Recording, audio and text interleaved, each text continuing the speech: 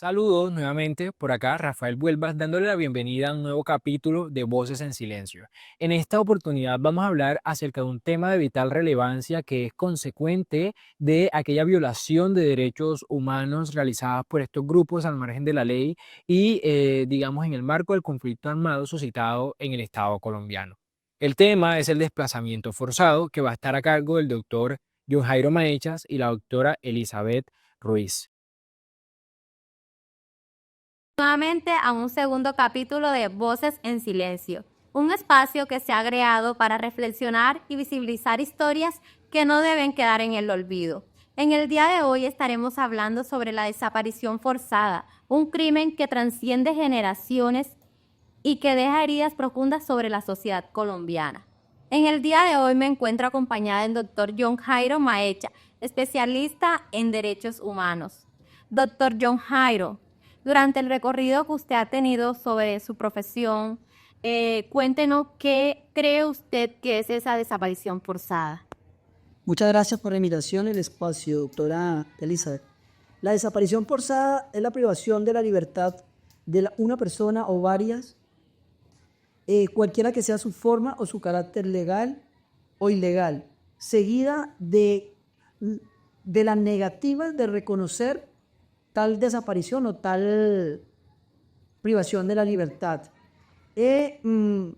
Y la negación de revelar la suerte o paradero de la persona o las personas. Así lo define la Comisión de Investigación de la Comisión de la Verdad. Sí, es que la desaparición forzada no es solo un crimen contra una persona, sino una herramienta de control social. Pues se ha visto que desde 1985 más de 120.000 personas han sido víctimas de estas desapariciones forzadas en Colombia.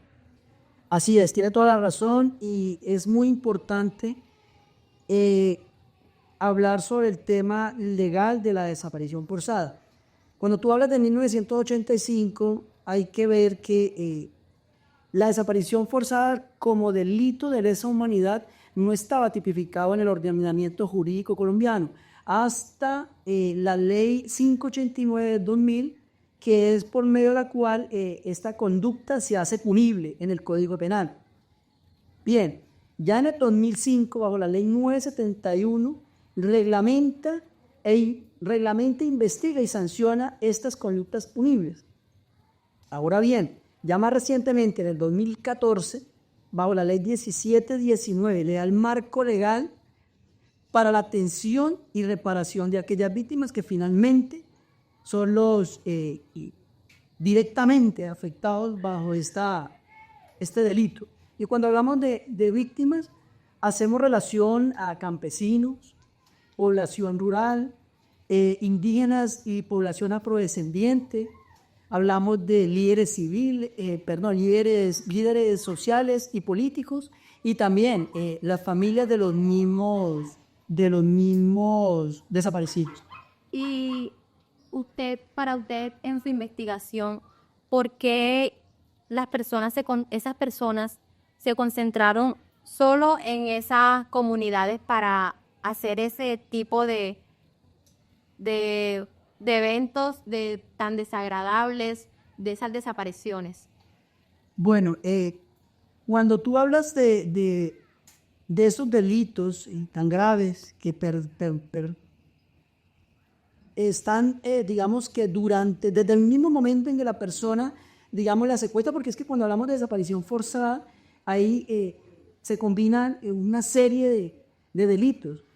Por ejemplo, empezando por la privación de la libertad, seguido por la tortura, muchas veces el abuso sexual y finalizando, seguido a aquello, el asesinato y la desaparición totalmente de aquella persona, porque en muchas ocasiones inicia el delito y al final nunca, la persona nunca, o mejor, los familiares de la persona desaparecida nunca llega a tener ese cuerpo por el cual la persona, las familiares están en zozobra durante todo ese tiempo. Entonces, Y cuando preguntas o dices, digamos que las causas, bueno, las causas radican desde hace muchos años, porque la desaparición forzada se empieza a visibilizar desde finales de los años 50 hasta la fecha. ¿Y por qué? Bueno, existen múltiples factores. Por ejemplo, el conflicto armado que siempre ha sucedido por el tema de los pensamientos políticos, de las ideas políticas, la lucha que ha tenido las guerrillas con el Estado y asimismo peleando por el tema entre las mismas guerrillas o los factores armados ilegales, buscando favorecerse con el tema del narcotráfico, por decir algo, la represión política y social que en ocasiones los mismos líderes políticos se van en contra de la misma población civil. Sí, y es que durante esta línea de tiempo en la que se han dado estas desapariciones forzadas, se suma a más de 210.000 víctimas que comenzaron desde el año 80. En el año 80 se vio lo del auge de las desapariciones por parte del Estado y de grupos paramilitares. Luego, en el año 2000, se hizo la vinculación de los falsos positivos. Los falsos positivos. Bueno, cuando tú hablas de ese auge o ese aumento porcentual en estos eventos llamados desapariciones forzadas, y como lo decía anteriormente, la mezcla de un conjunto de delitos, ¿por qué se aumenta en los años 80? Bueno, hubo un evento que hizo, digamos, que se notó por la forma en que sucedió. Fue en el año 1985 con la toma y la retoma del Palacio de Justicia, exactamente. ¿Qué sucedió ahí?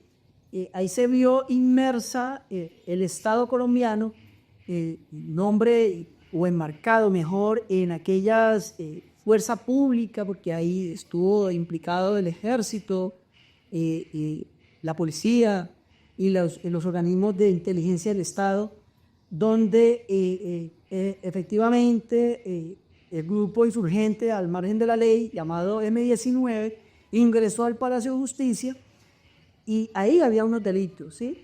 Pero posteriormente a eso, cuando ya el Estado, en manos de la fuerza pública, trató de retomar el control de seguridad en el recinto, hubo muchas personas que fueron extraídas del lugar con vida.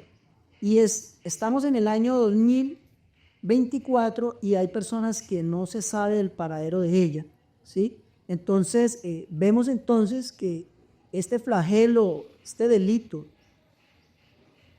no es solamente de las fuerzas de los organismos insurgentes, sino también del mismo Estado. Por eso es que hablamos quizás que en los años 80 se incrementó el delito, porque en ese momento, si no estoy mal, hubo casi 300 personas desaparecidas en la retoma. Entonces quizás ese aumento que tú hablas en la investigación se debe a aquello que sucedió lamentablemente para los colombianos.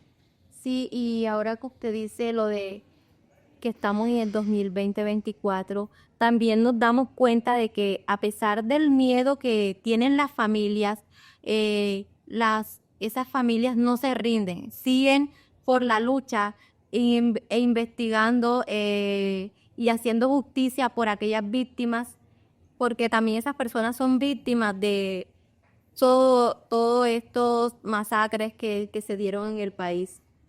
Sí, exactamente. Como lo dije anteriormente, bueno, ahora actualmente esas víctimas pueden, por medio de sus apoderados, sus representantes jurídicos, pueden acceder ante el Estado bajo la ley 1719 del 2014, que sean reconocidas como víctimas para poder que el mismo Estado tenga, digamos, una reparación, ellos tengan una reparación integral. Entonces, bueno, como colombianos que somos, tenemos ese espíritu de resiliencia y poder por medios jurídicos y hacer valer esos derechos que tienen como víctimas, que usted lo decía, las familias porque hay una serie de víctimas, no solamente la persona que sufre el delito como tal, sino también sus familiares y sus seres queridos. Así es, sí.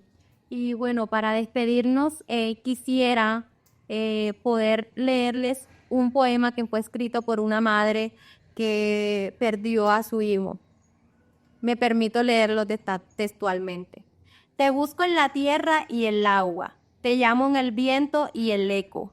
No sé dónde estás, pero sé que volverás en cada memoria, en cada lucha que alza tu nombre.